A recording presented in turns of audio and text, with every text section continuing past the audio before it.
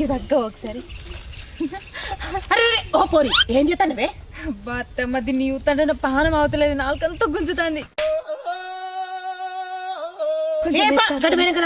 Road మీద ఏంది మందందరు చూస్తే మానం పోతుంది.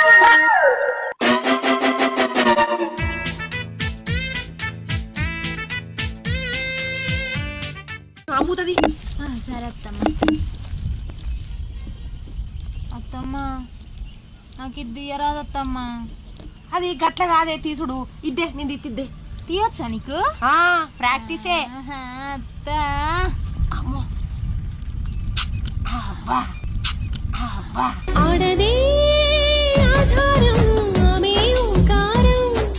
అమ్మ తోడు ఘోరంగా తీసినావు కదా. మరి ఏమనుకుంటాను?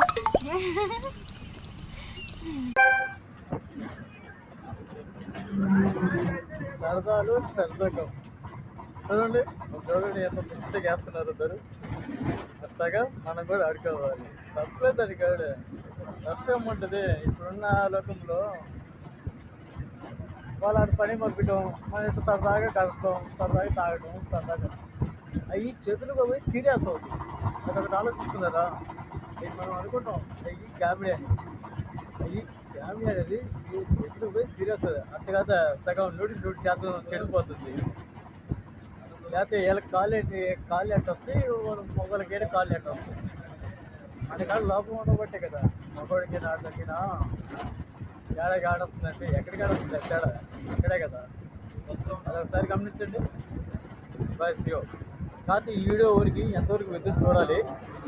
దయచేసి కామెంట్లు ఏం పెట్టవద్దు. వీడియో ఎంతవరకు విద్యుత్ నేను చూడాలనుకుంటున్నాను.